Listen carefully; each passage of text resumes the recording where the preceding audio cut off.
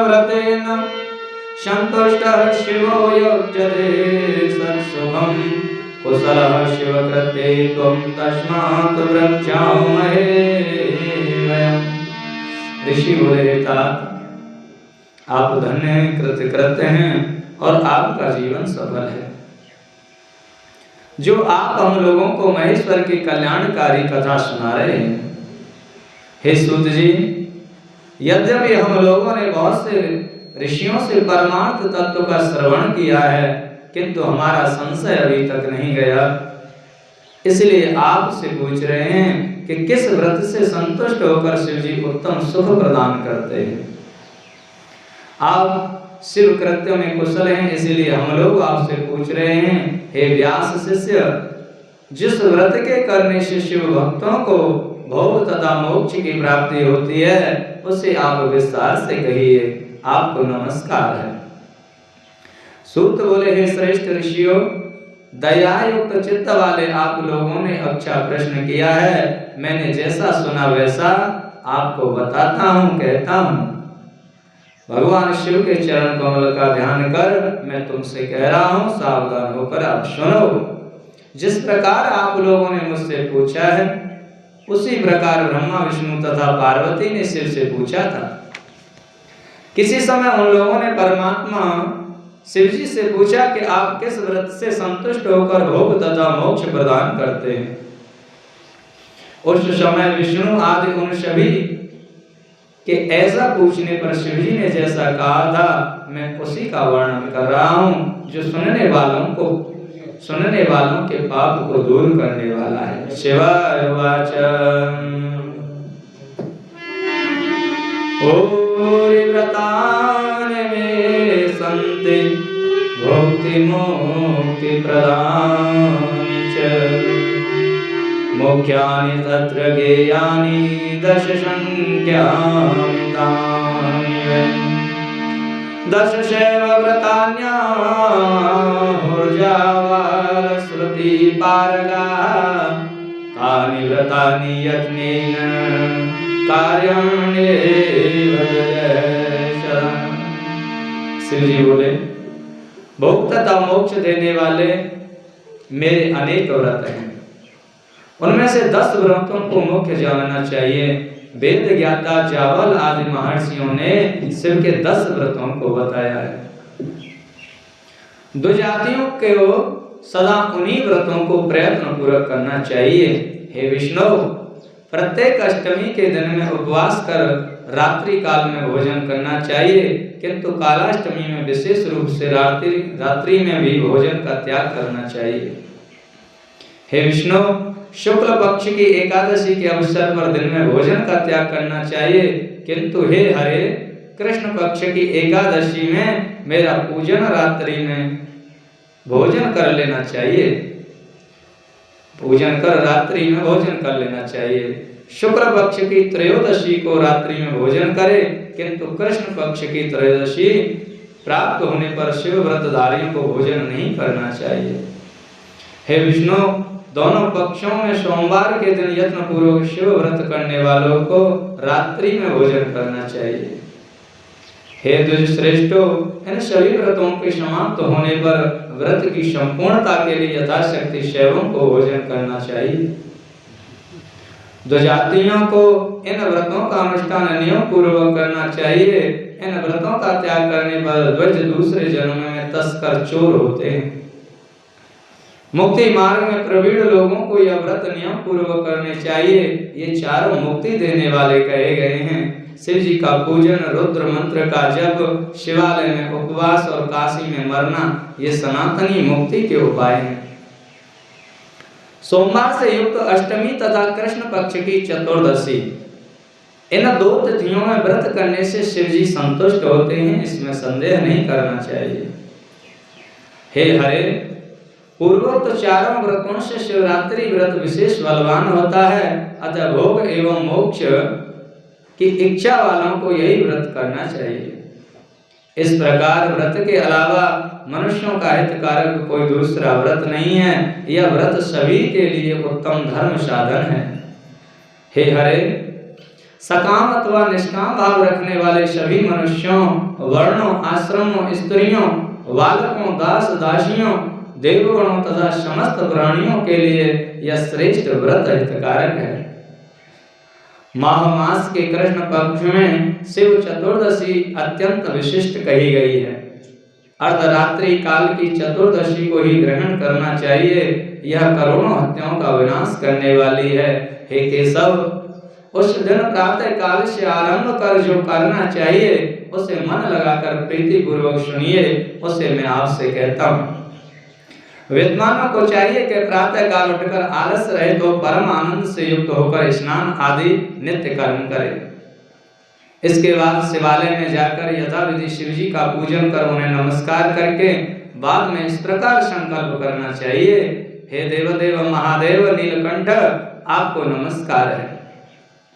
हे देव, मैं आपका शिवरात्रि का व्रत करना चाहता हूँ। हे देवेश, आपके प्रभाव से यह व्रत विघ्नों से रहित हो और काम आदि शत्रु मुझे किसी प्रकार की पीड़ा न पहुँचाएं। इस प्रकार संकल्प कर कर पूजा सामग्री एकत्रित करे और सुंदर स्थल पर जो शास्त्र प्रसिद्ध शिवलिंग हो वहां स्वयं रात्रि में जाकर उत्तम विधि संपादित करके शिव के दाहिने अथवा पश्चिम भाग में शुभ स्थान में पूजा हेतु उस सामग्री को शिव के समीप रखकर पुनः व्रती पुरुष वहां विधि पूर्वक स्नान करे। तत्पश्चात पवित्र वस्त्र तथा उपवस्त्र धारण करने के उपरांत 3 बार आचमन करके पूजा का आरंभ करना चाहिए। जिस मंत्र को द्रव्य नियत हो उस मंत्र को पढ़कर उसी द्रव्य के द्वारा पूजन करना चाहिए। बिना मंत्र के शिव का पूजन नहीं करना चाहिए। भक्ति भाव से युक्त गीत वाद्य तथा नृत्य के साथ प्रथम प्रहर में पूजन करके बुद्धिमान को मंत्र का जप करना चाहिए। यदि मंत्रज्ञ पुरुष ने उस समय पार्थिव शिवलिंग निर्माण किया हो तो नित्य क्रिया करने के अनंतर पार्थिव पूजन ही करे। सर्वप्रथम पार्थिव शिवलिंग का निर्माण कर बाद में उसकी स्थापना करे और नाना प्रकार के स्तोत्रों से प्रभु वृषभ ध्वज को संतुष्ट करे। उसके बाद बुद्धिमान श्रेष्ठ भक्त शिवरात्रि व्रत की समाप्ति का फल प्राप्त करने के लिए व्रत संबंधी महात्म्य पढ़े अथवा सुने। रात्रि के चारों प्रहरों में शिव की 4 मूर्तियां पार्थिव लिंगों का निर्माण करके क्रमशः आवाहन से लेकर विसर्जन पर्यंत पूजन करे और रात्रि में प्रेम से महोत्सव पूर्वक जागरण करे। पुनः प्रातः काल उठकर स्नान करने के बाद शिव की स्थापना तथा पूजा करनी चाहिए। इस प्रकार व्रत समाप्त करके सिर झुकाकर हाथ जोड़कर शिव को बारंबार नमस्कार कर यह प्रार्थना करे, हे महादेव, हे स्वामिन, आपकी आज्ञा से मैंने आज जो व्रत ग्रहण किया था वह उत्तम व्रत संपूर्ण हो गया।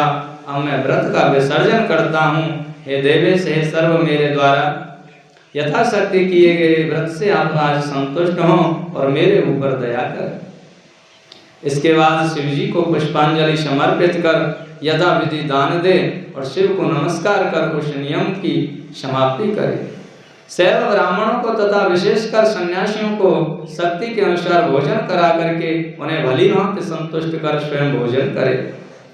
हे हरे, शिवरात्रि में श्रेष्ठ भक्तों को जिस प्रकार प्रत्येक प्रहर में शिव जी की विशेष पूजा करनी चाहिए उसे मैं आपसे कहता हूँ। हे हरे, प्रथम प्रहर में अनेक उत्तम उपचारों से परम भक्ति पूर्वक स्थापित पार्थिव शिवलिंग का पूजन करना चाहिए।